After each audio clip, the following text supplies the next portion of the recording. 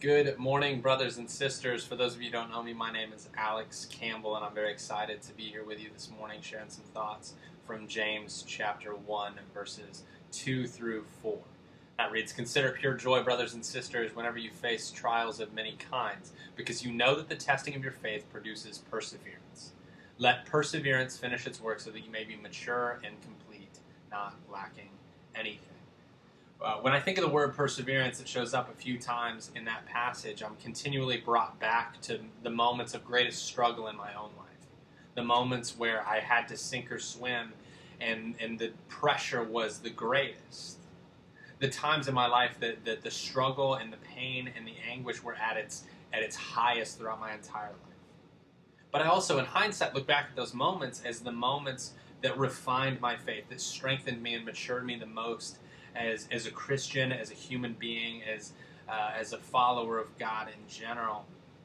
And without those moments, I wouldn't be the man I am today.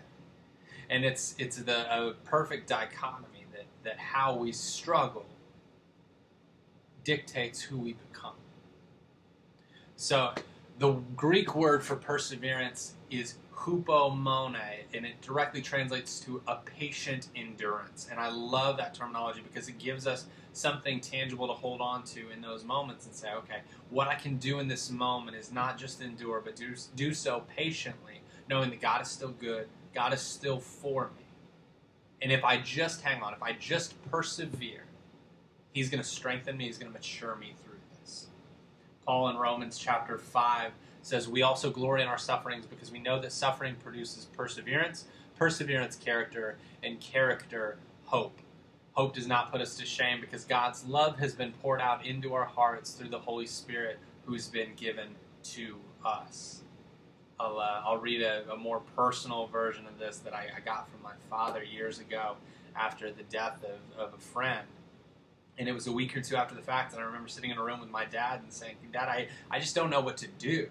I don't know how to move forward from here. I don't know whether I'm supposed to go back to work and get back to the rhythms and patterns of life. I don't know if I'm supposed to just sit and cry.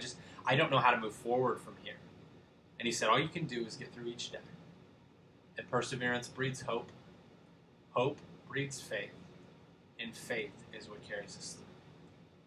It's probably the best advice I've ever received from my father, and I hope it can be of comfort to you in a time right now where suffering and pressure and pain and anguish is front and center for so many people. I hope that can provide some level of comfort for you this morning, that if you hold on, if you have a patient endurance and you persevere, God will produce strength and maturity and good through the times of struggle. If you want to pray with me, I've got the words here as well so you can read along. "Father, your word is trustworthy and worthy of all praise. Your word is true and your promises are faithful.